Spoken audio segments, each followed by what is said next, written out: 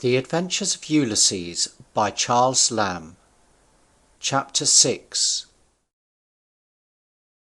Meantime Minerva, designing an interview between the king's daughter of that country and Ulysses when he should awake, went by night to the palace of King Alcinous, and stood at the bedside of the princess Nausicaa in the shape of one of her favourite attendants, and thus addressed the sleeping princess. Nausicaa, why do you lie sleeping here, and never bestow a thought upon your bridal ornaments, of which you have many and beautiful, laid up in your wardrobe against the day of your marriage, which cannot be far distant?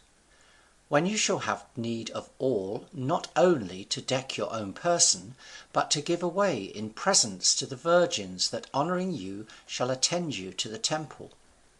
Your reputation stands much upon the timely care of these things. These things are they which fill father and reverend mother with delight.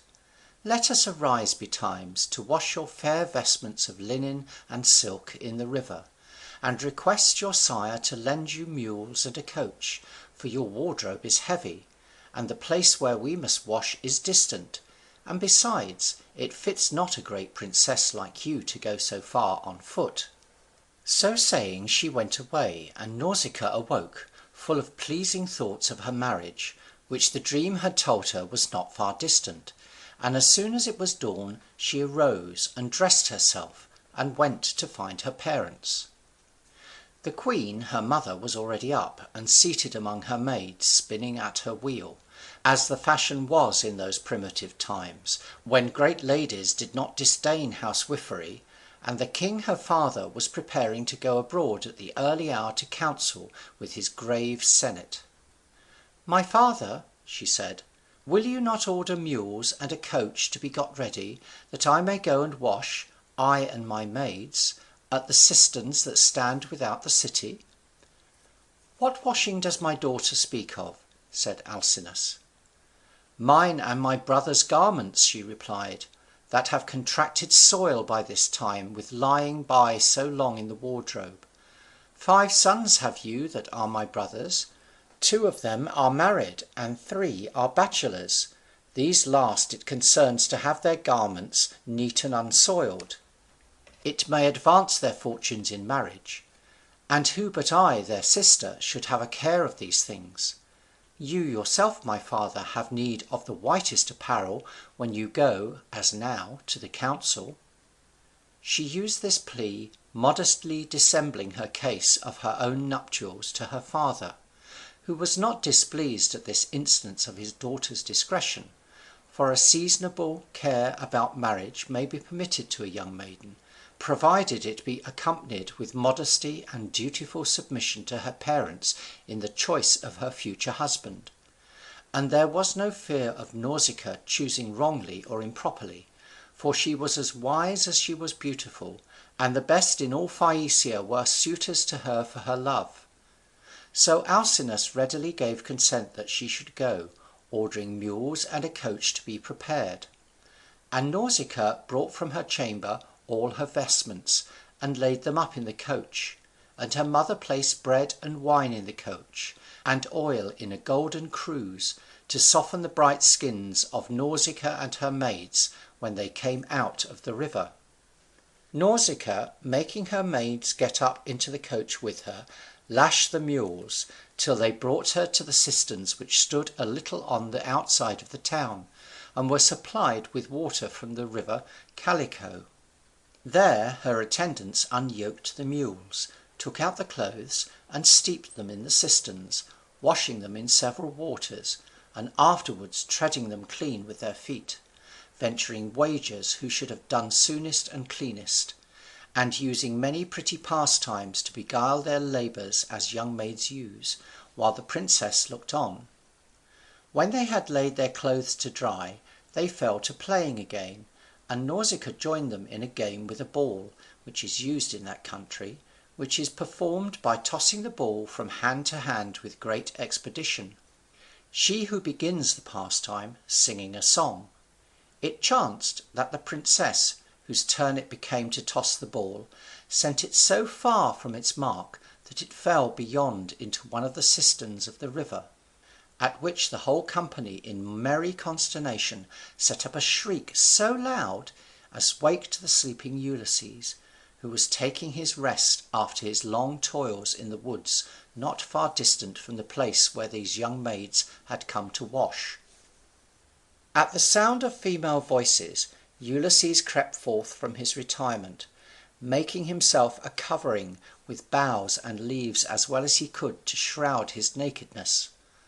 The sudden appearance of his weather-beaten and almost naked form so frighted the maidens that they scudded away into the woods and all about to hide themselves. Only Minerva, who had brought about this interview to admirable purposes, by seemingly accidental means, put courage into the breast of Nausicaa, and she stayed where she was, and resolved to know what manner of man he was, and what was the occasion of his strange coming to them. He, not venturing, for delicacy, to approach and clasp her knees, as supplicants should, but standing far off, addressed this speech to the young princess: "Before I presume rudely to press my petitions, I should first ask whether I am addressing a mortal woman, or one of the goddesses. If a goddess, you seem to me to be likest to Diana, the chaste huntress, the daughter of Jove. Like hers are your lineaments, your stature, your features, and air divine." She making answer that she was no goddess, but a mortal maid, he continued: "If a woman, thrice blessed are both the authors of your birth, thrice blessed are your brothers, who even to rapture must have joy in your perfections, to see you grown so like a young tree, and so graceful. But most blessed of all that breathe is he that has the gift to engage your young neck in the yoke of marriage. I never saw that man that was so worthy of you. I never saw man or woman that at all parts equalled you. Lately at Delos, where I touched, I saw a young palm which grew beside Apollo's temple. It exceeded all the trees which I ever beheld for straightness and beauty. I can compare you only to that. A stupor past admiration strikes me, joined with fear, which keeps me back from approaching you to embrace your knees. Nor is it strange, for one of freshest and firmest spirit would falter, approaching near to so bright an object. But I am one whom a cruel habit of calamity has prepared to receive strong impressions.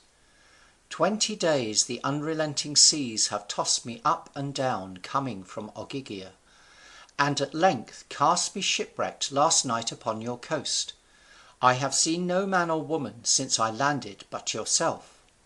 All that I crave is clothes which you may spare me, and to be shown the way to some neighbouring town. The gods who have care of strangers will requite you for these courtesies."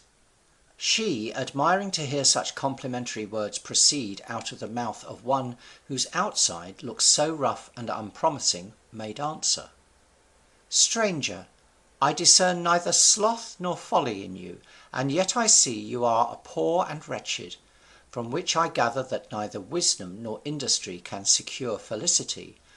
Only Jove bestows it upon whomsoever he pleases. He perhaps has reduced you to this plight. However, since your wanderings have brought you so near to our city, it lies in our duty to supply your wants. Clothes, and what else a human hand should give to one so suppliant, and so tamed with calamity, you shall not want. We will show you our city, and tell you the name of our people. This is the land of the Phaeacians, of which my father Alcinous is king." Then, calling her attendants, who had dispersed on the first sight of Ulysses, she rebuked them for their fear, and said, "This man is no Cyclop, nor monster of sea or land, that you should fear him. But he seems manly, staid, and discreet, and though decayed in his outward appearance, yet he has the mind's rich wit and fortitude in abundance. Show him the cisterns, where he may wash him from the seaweeds and foam that hang about him, and let him have garments that fit him out of those which we have brought with us to the cisterns."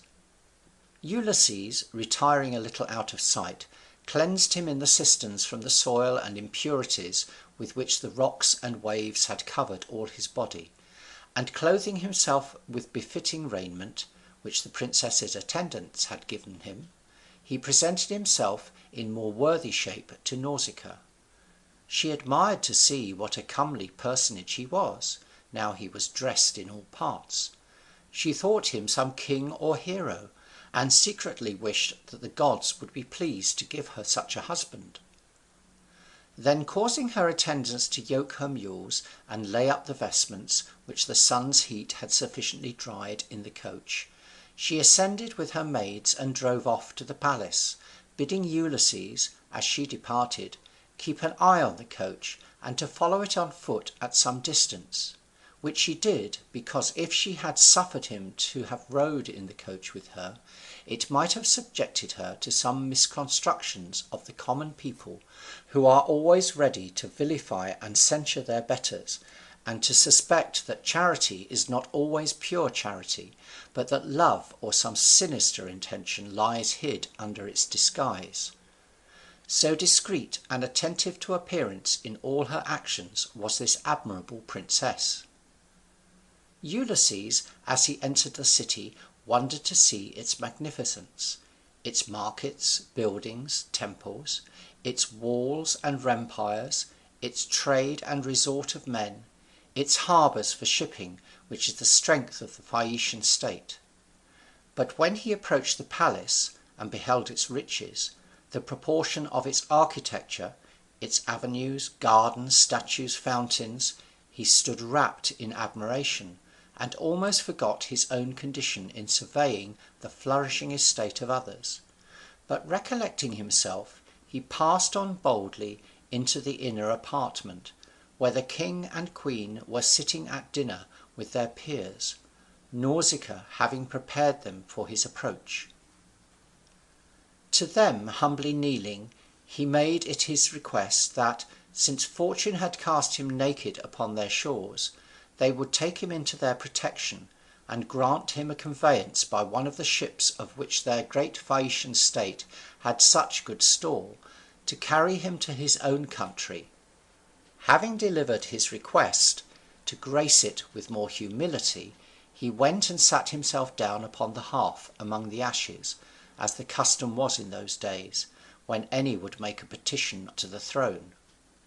He seemed a petitioner of so great state and of so superior a deportment, that Alcinous himself arose to do him honour, and causing him to leave that abject station which he had assumed, placing him next to his throne, upon a chair of state, and thus he spake to his peers: "Lords and counsellors of Phaeacia, ye see this man. Who he is we know not, that is come to us in the guise of a petitioner. He seems no mean one, but whoever he is, it is fit, since the gods have cast him upon our protection, that we grant him the rights of hospitality while he stays with us, and at his departure a ship well manned to convey so worthy a personage as he seems to be, in a manner suitable to his rank, to his own country." This counsel the peers with one consent approved, and wine and meat being set before Ulysses, he ate and drank, and gave the gods thanks, who had stirred up the royal bounty of Alcinous to aid him in that extremity.